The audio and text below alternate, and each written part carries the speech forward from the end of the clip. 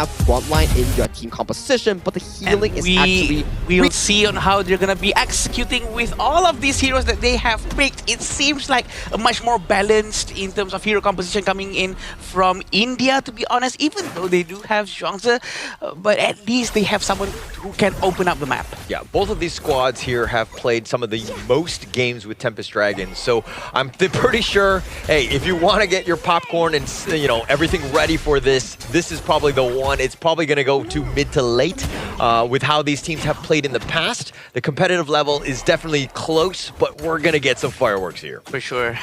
It's going to be interesting how Ashi is going to be handling Charla as well. I'm very excited to see that. Rotation is going to be done from LAO as well. It's going to try to move towards the bottom lane. And there's not going to be so much of an aggression just yet. But for sure, both sides of the jungle are going to focus on their own resources first. A very interesting path taken by Villacone, but some pokings has been done by both sides of the farm lanes. Yeah, Laos there, I mean, they're going to take up the Firehawk. It only spawned once. They got a little bit of an advantage in that one. And Aino thought he could steal that one away.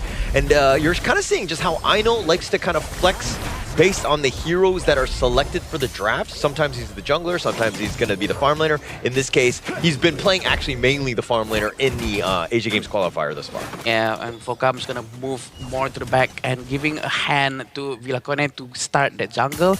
Rotation is going to be done by Laos towards the mid lane as well to open up the map more, potentially getting ready for a team fight, but it seems like they're just going to try to see if they can poke just a little bit with the idea skills to steal some of that gold. It gets quite annoying every time she starts to put her hands into your purse. Yeah, and Solid right there. I mean, he's kind of been rotating. They get the mini stun on top of him with the flash away and not enough. The bitter farewell. She's just barely hanging on. He's going to recall back to safety. Back to safety he goes. 800 gold in front for Laos. This is going to be a good start for them.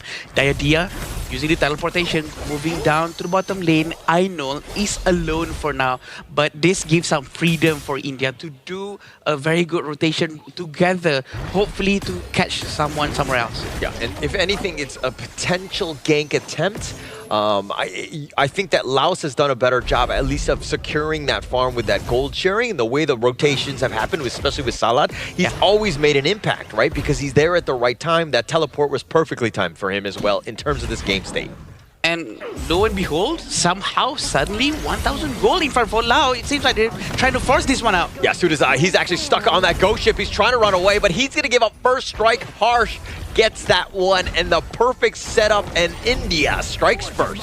Oh, they're going to try to catch one. Ainol will go down immediately. It's very unfortunate for him. Aksha is actually quite far, and they're going to try to slow it down just a little bit because they're losing one after another. But you know what? It's a good start for India as well because they actually managed to get one just now. Yeah, taking that one away. And I think Ainol also, he thought he was a little bit safe, but the control, this is why the Diadea pick, it's that focused control which you need, and it just like locks him down. So Ainol wasn't able to get away, and you know Focam on this, it's going to just kind of, this Chano, excuse me, is going to just do some damage. Yep, definitely. The damage coming in from Chano is going to be huge as well during the mid-game. Towards the late game, Ashis might be in a little bit of a danger, having Villacone doing a rotation towards the top lane, but they're still okay. It seems like both of them are respecting each other so much that they refuse to do too much of an aggressive play just in case something goes wrong. But the problem is you can't respect them too much because that plays into a passive game. India seems to be doing that. They're falling further and further behind. You need to be a little disrespectful. Go in aggressive. And now it looks like they get a little stun onto Harsh. He's not even able to out-heal this one. And Laos have opened it up. They're going to look to take this Tyrant. Maybe it gets stolen over the wall. No, Villacone says, I got this. I've got my smite. A solid smite coming in from Villacone. There's almost nothing Akshash can do. He can just keep his distance, and he has to be a reactive hero, right? He has to wait for crowd controls coming in from Laos so that the butterfly effect will be much more effective. And they're going to be focusing down on the tower for sure. But look at the idea. Yeah, this is what you want to do. You want to harass him, you push him back, and then now that damage from Ainol's not really able to get onto the minions. And Ainol running for his life. He's going to get jumped on. Somehow gets picked off. Falcom finding him out, but it looks like he's going to trade his life away. Salah will be be taken down as well. Ayush is on the run. Sudazai running for his life, and he's able to flash, at least for now. He's kind of sticking around, and Harsh is low as well, but he will survive. India coming out advantage, 2-1 for them. Uh-oh, it's gonna be big of a problem for them, but look how they're trying to get Ashish, and he managed to run away fairly quickly to safety, and they're gonna try to steal this very blue buff as well, and it's no problem whatsoever. 3,000 gold in front for them, and even though they actually lost a couple of heroes, they do manage to capture some objectives, right? The tier 1 towers at the bottom lane, also in the mid lane, has been destroyed immediately, so I think that's a very big victory for them for now, that they can carry over to the next one, because the vision from Team India is gonna be missing. Yeah, and India got those kills, and now it looks like they might get a potential other one. But the way that Laos was able to navigate that, use that space to, again, as you rightly pointed out, the mid T1, then they took the Azure Golem. That is a net worth win. That is going to further exacerbate the issue for India here. Very interesting on how Akshat is right behind them. Looks like they're going to start something. Wait. Yeah, the Unending Sorrow, Harsh on the backside. The Ghost Ship just shutting it down. They're trying to go for Kampang. He's going to dash away, gets on out. India not able to catch anybody. Bottom lane was pushing. Villacone just is striving with all that space that's given to them. Villacone, he's very active on the side lane. Very interesting. They're doing a 4-1 formation with Villacone on the side lane. Even though he's the jungler, it's because he has the most mobility. It all makes sense. If the mournful tempo actually hits towards Villacone, he might be in a bit of a danger. So he still has to be very careful.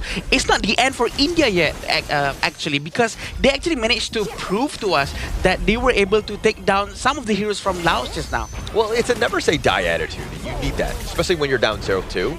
But the way that Laos right now has been completely dismantling them, not giving them any towers, taking whatever sort of fight that they want. Yeah, they're tied in terms of kills, but those kills were sacrificed for objectives, and why Laos right now are literally snowballing here.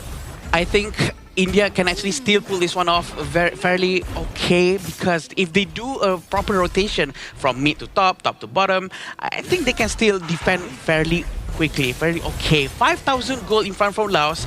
Pretty sure India is gonna be struggling a little bit with this economical difference, but having Zhuangzi in their hands, they will be able to stop some of the crowd control coming in from Laos. Yeah, that would be best case scenario, but those big team fights have not been happening, right? And the way that Laos are just like poking and prodding it, it looks like Villacone, he gets on out. The Ghost Ship was potentially shutting the door for him, but he does get on out. A very quick move coming in from Villacone. They're going to prepare for the next one. Look how aggressive Villacone is. He's always trying to seek for chances. Yeah, and actually they're going to find a better target. Ayush, though, he's going to be taken down, and it looks like on the side, Kampang is doing some slash work with this one. They're going to push, and they get the pick off that they're looking for, but they have a sight on a bigger target, the mid T2. Still haven't had the chance to see Ashish in action for now, but we still have Kampang at down below, trying to destroy the tier 3 tower, putting pressure up onto India so that his teammates have this space to play around in the mid lane. They're gonna try to keep on pressuring towards India as much as they can just before the next Tyrant comes up. A very patient play by Laos. We've proven time and time again, this is what good teams do. When they know they're in the lead, the minion wave wasn't there, but actually bigger objective on plate. Let's take the Tyrant here, take this one out, and again, push when we have the proper, appropriate resources to us. Ooh, Holler, look how immense amount of damage coming in from Laos. It seems like they're going to force this one out as well. Try to secure the Azure Golem with no problem whatsoever, but it seems like it didn't go towards Villacone. It actually went to someone else, his teammate.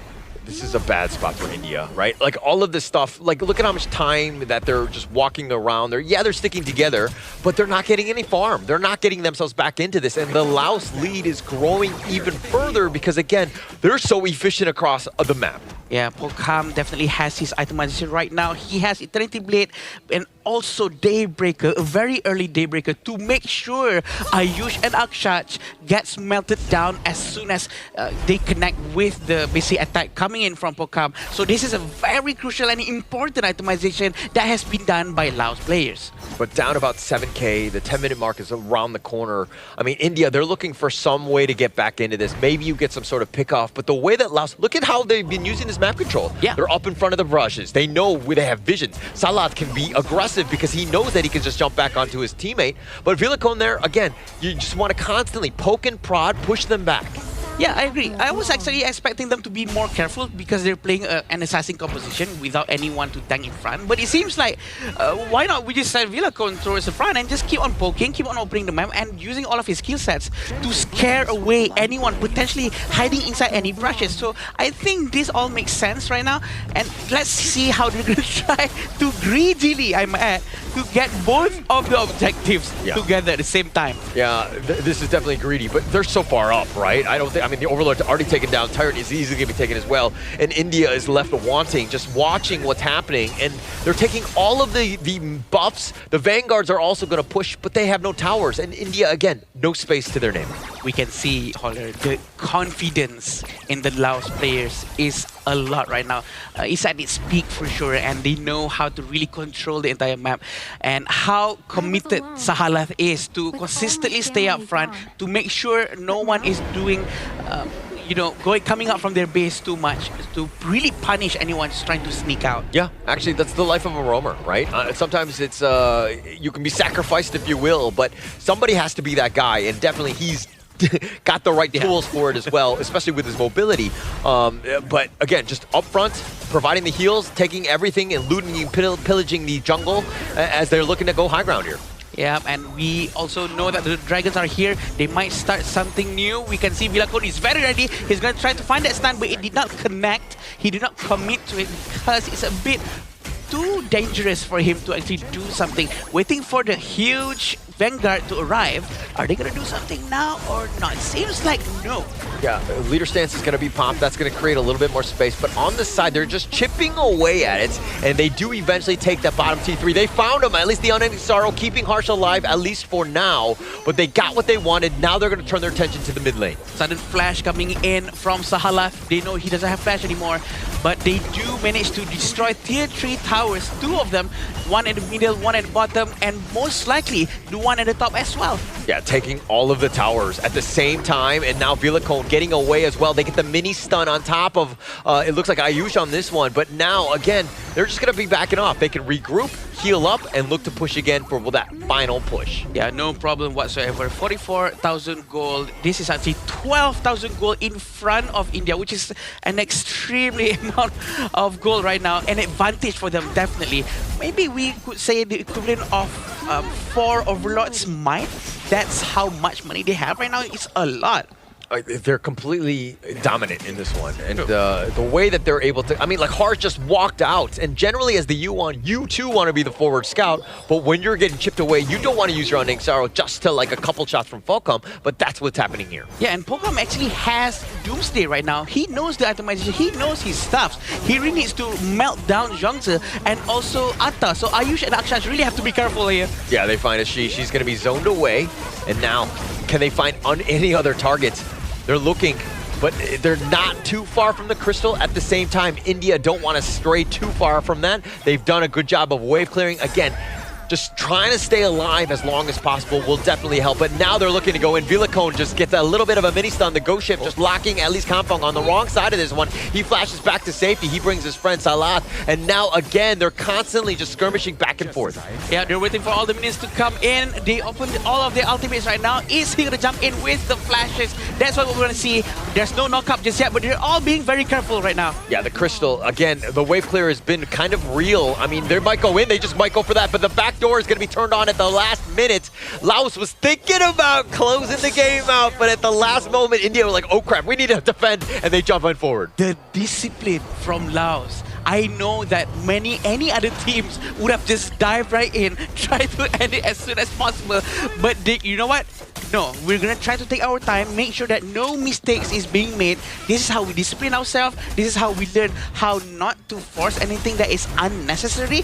They want to make sure that nothing wrong happens here, because India actually proven at the bottom lane, right? They actually managed to strike down a lot of heroes coming from Laos. Yeah, and I mean, they did damage, but unfortunately not able to get any kills. The way that the Laos was able to kind of use that mobility, right? That butterfly effect of just like kind of moving around, ensuring that they dodge most of the punches that were being thrown their way. But now with both the Vanguard, the Overlord, and the Tyrant at the same time, this is looking to be GG, at least for India here. Yeah, for now, because they do have a lot of advantage. On top of that, a 12,000 gold lead and all of the itemization. They are almost completed all of their main core items as well. And we're gonna see Southeast Eye is gonna be trying to poke as much as he can. We have Kampung getting ready to give a lot of pressure down below. They're rushing in. Villicone finding it. They want to go at least on the Akshay. They're not able to find it. They find Harsh instead. That's a juicier target. They find a Sheesh. That's a double thus far. And now they're going for the Crystal. The Ghost Ship potentially slowing them down, but Ayush is going to be picking off as well. But the backdoor protection is back up. He's in the fountain. Einol is the guy. As long as he stays alive, they got a chance. But it's 1 versus 5. No minions. They're sticking around. They're squatting in your base. And now Laos is looking to end as the final Vanguard is there. Einol just trying to go back to the fountain. He's not going to go, and it looks like game 1 goes the way of Laos. Crystal clear and magnificent macro game here coming in from Laos. Unnecessary fights were not involved at all. It's all about